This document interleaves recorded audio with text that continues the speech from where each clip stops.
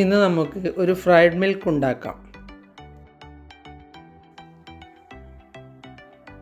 2 cup പാല്, 1/2 cup പഞ്ചസാര, 1/2 cup cornflour, ഇതെല്ലാം ഒന്ന് നല്ലതുപോലെ ഇളക്കിയെടുക്കാം. നല്ലതുപോലെ ഇളക്കിയെടുത്ത ശേഷം ഇത് നമുക്ക് സ്റ്റൗവിൽ വെച്ച് കൊടുക്കാം. അതിനുശേഷം കൈയെടുക്കാതെ ഇളക്കി കൊടുക്കാം. അപ്പോൾ ഇതുപോലെ കട്ടയായി കിട്ടും. ഗീ തേച്ച ഒരു പാത്രത്തിലോ അല്ലെങ്കിൽ ബട്ടർ പേപ്പർ വെച്ച് കേക്ക് ടിന്നിലേക്കോ ഇട്ട് കൊടുക്കാം. ഇനി ഇത് ചെറുതായി ഒന്ന് അമർത്തി കൊടുക്കാം.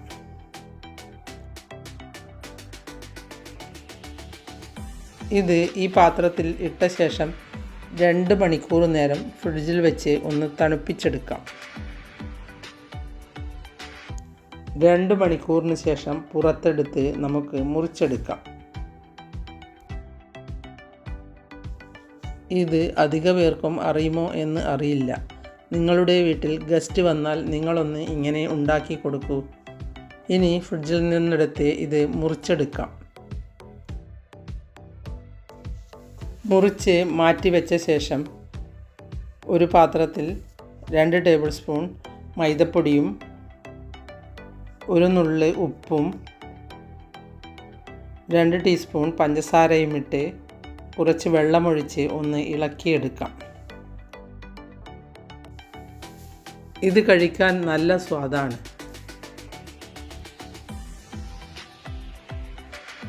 നിങ്ങൾ ഇതുവരെ ഉണ്ടാക്കി കഴിച്ചിട്ടില്ലെങ്കിൽ ഒന്ന് ഉണ്ടാക്കി കഴിക്കണം.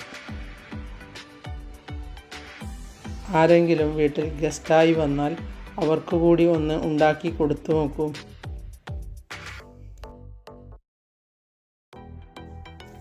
ഇനി റൊട്ടിപ്പൊടിയിൽ തിരിച്ചും മറിച്ചും ഇട്ട ശേഷം നമുക്ക് ചൂടായ എണ്ണയിലേക്ക് ഇട്ട് കൊടുക്കാം. ഇത് തിരിച്ചും മറിച്ചുമിട്ട് ഫ്രൈ ചെയ്ത ശേഷം നമുക്ക് എണ്ണയിൽ നിന്ന് കോരി മാറ്റാം. ഈ ഫ്രൈഡ് മിൽക്ക് നിങ്ങൾ എന്തായാലും ഉണ്ടാക്കി നോക്കണം. ഇനി ഇതിനു മുകളിലായി കുറച്ച് പഞ്ചസാര പൊടിച്ചതും കറുവപ്പട്ട പൊടിച്ചതും കൂടി ഒന്ന് ഇട്ട് കൊടുക്കാം. പട്ടയുടെ സ്വാദ് ഇഷ്ടമല്ലെങ്കിൽ ഇടണമെന്നില്ല. ഇത് പൊട്ടിച്ചു നോക്കിയാൽ ഇങ്ങനെയാണ് ഉണ്ടാവുക. എൻ്റെ വീഡിയോ ഇഷ്ടപ്പെട്ടുവെങ്കിൽ ലൈക്ക് ചെയ്യാനും സബ്സ്ക്രൈബ് ചെയ്യാനും ഷെയർ ചെയ്യാനും കമൻറ്റ് ചെയ്യാനും മറക്കരുത്.